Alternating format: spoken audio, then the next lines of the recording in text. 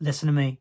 Rejection sucks. Trust me, I know. It is a horrible feeling. It doesn't matter if it's in business, if it's in writing, even just on a personal level. When someone rejects you, it stings. It leaves a mark. And honestly, as a writer, you're going to get rejected a lot. You will experience rejection way more than you experience acceptance. If someone tells you otherwise, it's just not true. Just like the girl who says no to that date, or the coach who doesn't pick you for the team, it hurts every time. But how often you get rejected isn't actually the point. It doesn't actually matter at all. What does matter is how you respond to rejection whenever it arrives. This is a really important one, so let's talk about it right now. But before we do, let's pause for a little sec, because I want to give you something for free, and it's down there in the show notes below. You probably know what it is already, but if you don't, it's my query letter. Whether you're at the querying stage or not with your book, I suggest you jump down there now, you click the link, you download the letter, you keep it saved somewhere on your computer, and you use it further down the line. If you are ready to query, and you're in the process of doing that right now,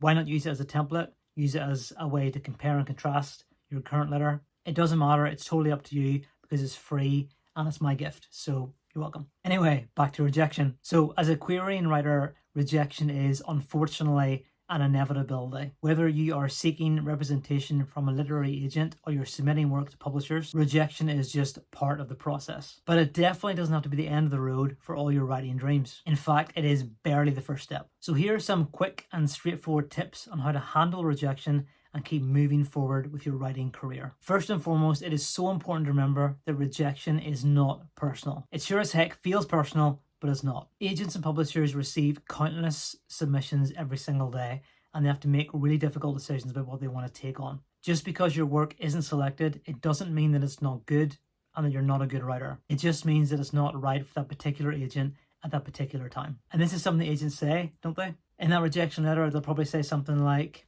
just because it wasn't right for me doesn't mean that another agent won't love it. And why do they say that?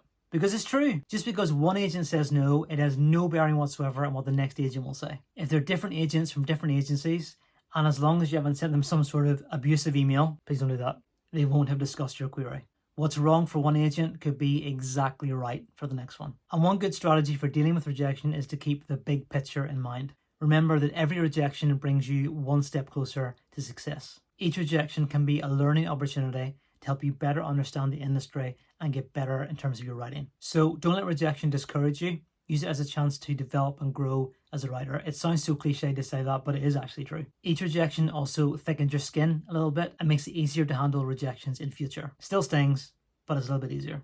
Another way to handle rejection is to stay focused and organized. Keep track of the agents and publishers that you've submitted to and follow up with them after the appropriate amount of time has passed. This can help you stay on top of your submissions and avoid missed opportunities, because sometimes agents and publishers just need a little reminder that you're out there. Also take the time to thoroughly research agents and publishers before you submit to them. Make sure that you're a good fit for their work and that you follow their submission guidelines to the letter. I talked about that in another video and you can watch it right here. Finally, it's important to maintain a positive attitude and a healthy perspective. Remember that rejection is a normal part of the process, and every writer has experienced rejection in some way at some time. Don't let rejection define you or your writing. Keep writing, keep submitting, and keep believing in yourself and the quality of your work. And do you want to know a little secret?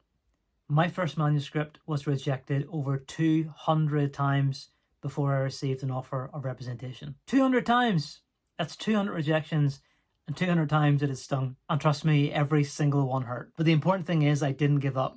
Trust me, I wanted to a few times, but I didn't. And you shouldn't either.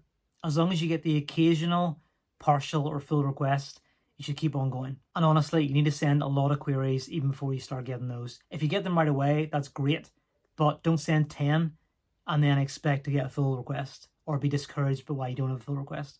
Handling rejection as a querying writer can be super tough, but it's a really, really important thing to learn and to take forward in the process. By keeping a positive attitude, staying organized and focused, and using rejection as a learning opportunity, you can continue to grow and improve as a writer. So don't give up, keep writing, keep submitting your work to agents and publishers, because you just might find one who is the perfect fit for your style and your voice. And remember, before you go, please jump down to the show notes below, download my query letter. It is free. It may be useful to you now or in the future, but it's free. So get it. Hopefully I can help you out at some point in your journey. As always, guys, thank you for watching.